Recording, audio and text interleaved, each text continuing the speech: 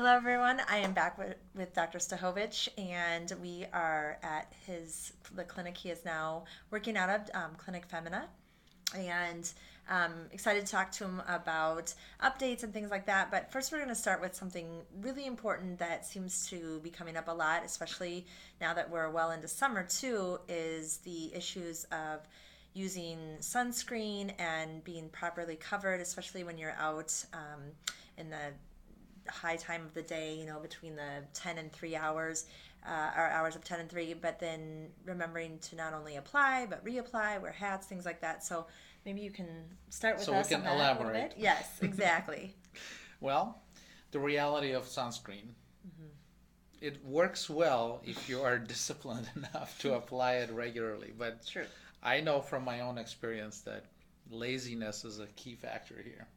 Yeah, Right. I'm So, guilty of that as well.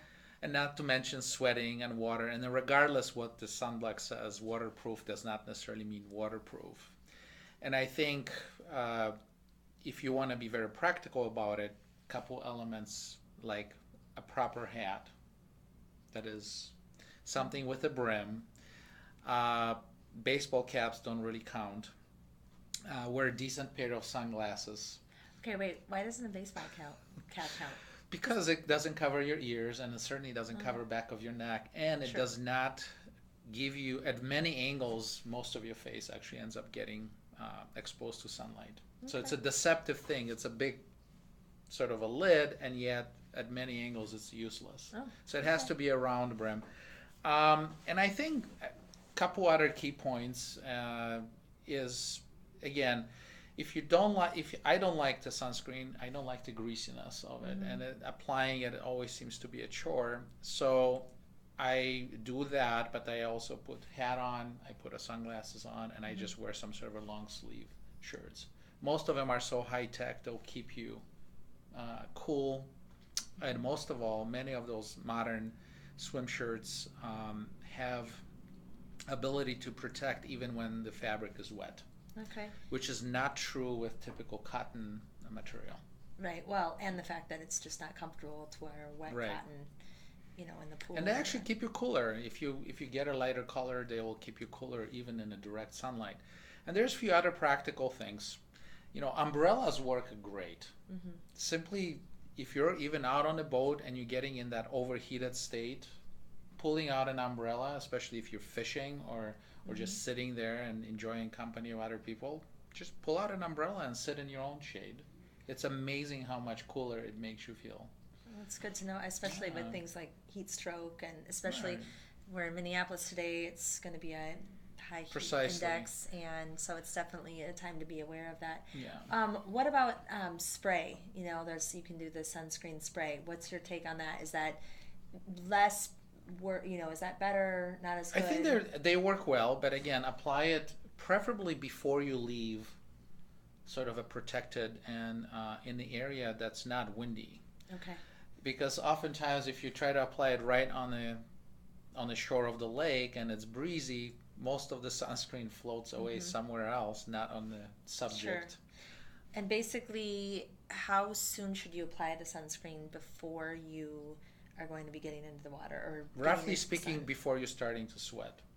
Okay. So if you do it at home and then it takes you 15-20 minutes to get there, that's probably the better Okay. way to apply it than try to do it right again when it's already sandy, breezy, Sure. and wet. Then of course the application is not going to be as effective. Absolutely. And basically, is the rule of thumb every time you come in from being in the pool or the lake or ocean, you should dry off, spray at that time again, or reapply sunscreen. Basically, every time you come back in, even if Typically, it yes, and says this is 80 where minutes or right, whatever that and it this is where the protects you for. failures. Ultimately, once you relax and trying to just maybe lay down in the shade, I like the sun. then Guilty. then that's where the failures of that application will happen. Right. Chasing your kids down the shore and trying to get them to Mm-hmm. obey. I think if they wear a decent sun shirt and a Right. nice hat, that's already way better protection than, Yeah. than trying to chase them down every few minutes. Absolutely. I will say I do like to be in the sun too, but I will say that I definitely, as I've gotten older, I've really tried to limit my time in the sun, where if I'm out, directly in the sun, I try to make sure I step away, take time out of the sun, sit in the shade for a while, for multiple reasons. Just, even just dehydration of your Just body, and just being keep out of in the mind sun. wrinkles. Melanoma, wrinkles, yes, all those things that So women, don't want to get. I've said But enough. yes, and skin cancer is very prevalent. I think they said that between the ages of even like as young as 15 to 34. I think, isn't it one of the It's the highest growing probably cancer right Yeah. now, and but that has to do a lot with inappropriate or use of the tanning beds, which basically should never be used. Period. Right. Yep. So no tanning beds. There's so many great self tanners, and different ways, and they've improved so much over the last few years with the self tanners not being orange, not having streaking, all those issues that used to be a problem. So that's another avenue to pursue if you want to have that more tan or toned look, and definitely avoid the tanning booths. So So buy a yeah. sombrero and have fun. Show him your hat. Oh yeah, He's got a sweet hat. yeah. It's a classic hat. You need to put it on. There, see? Yeah, it's a good hat. It is. His family likes to sail, so this is a good hat for him to wear during sailing. So, now that we've covered the importance of sunscreen and keeping yourself protected, what kind of updates? What are you, now that you're in Clinic Femina, what are you seeing for, as far as your patients? What are the most common things people are coming in for right now? I think that the topic of past week would be inadvertently related to liposuction. Okay. So a lot of phone calls, a lot of questions about liposuction. It's sort of that get yourself fine tuned for what the summer is and for what's the early fall will be. And again, there's a lot of education that's lacking. Misconceptions as far as what liposuction really is meant to do, as far as contouring, not necessarily a weight loss tool, certainly not a substitute for other things like needing an Diet. abdominoplasty or exercising or diet. So all those things need to be reviewed, I think, in a competent setting. What is happening is that there's a sort of a national, I call it sort of a fast food service like companies that advertise and market heavily, including social media, about sort of this quick, minimally invasive liposuction. From fat freezing, fat melting, lipodissolve, all those code words that imply typically an office-based procedure, where the key marketing point is, it's the same as liposuction and you don't have to have any recovery. And then it's also cheaper and it's quicker. supposedly cheaper too. and quicker. The problem is that, maybe this video is not a place for a complete education about it, but those techniques they depend on fluids or other chemicals or cold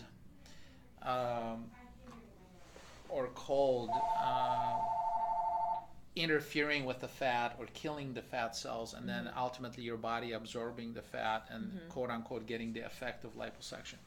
I think it can only be said that one should probably just avoid those kind of approaches. Well, and I think something that is talked about heavily on Twitter amongst a lot of the board certified plastic surgeons that I'm connected with on there is they are really pushing, you need to be board certified. You need to only be going to see someone who is a board certified plastic surgeon, because there are so many, like you said, companies, doctors of it's unusual loosely, backgrounds. How should we say right. that? And a lot of these types of these different procedures can be done by people that don't have admitting privileges to hospitals. So if something were to go wrong and you're in this office situation and something goes wrong, they don't have admitting privileges to go in to the hospital and help resolve this situation quickly, and it can be a life or death situation. So it's really something to be aware of. Make sure you're talk to people about referrals. I know you have built a lot of your business based on referrals, so just making sure that you are working with someone who's board certified, referral, you've met with them beforehand, and maybe even just get a couple of opinions. You know, Of I know course, you encourage people to get second opinions, and oftentimes they by come all back to means. you because Hmm. they realize, you know, everything that he has to offer as far as um, you really are good about taking care of your patients and really Absolutely. following up and making sure that they're doing well after the, you know, procedure, even a week or, you know, a couple weeks after, you know, with breast reconstruction and all of that. I know that you've had great reviews about that, which is it's a really Yeah. important. So So I think in just a few seconds that we sort of have left here, the key about those office based body sculpting, and mm-hmm, they are honestly marketed under so many names that you mm-hmm. would think that there's so many different techniques, but many of them are actually very similar. Oh, interesting. In other words, sticking a freezing probe or injecting special, specific chemicals in order to interfere with the fat metabolism or Mm-hmm, with trying to kill fat cells, basically. The problem with those is that uniformity is not typically the outcome. mm-hmm. And what happens is typical response when patient has unsatisfactory result is that, oh, come back, we'll have to do another procedure and then another procedure. Mm-hmm. That can typically adds up very quickly, and Yeah. oftentimes that whole marketing part about being less expensive generates a result that is uneven Mm-hmm. and at the end of the day more expensive, Okay. because that ultimately correction of any kind of unevenness can be only achieved, if it can be achieved, Yep. with liposuction done for real in a Right. uniform fashion, or it can be extremely expensive to correct if fat grafting has to be involved. Mm-hmm. So in other words, I would talk to people legitimately involved in surgical approach to body contouring, ask all the questions, and then make the decision. Yeah.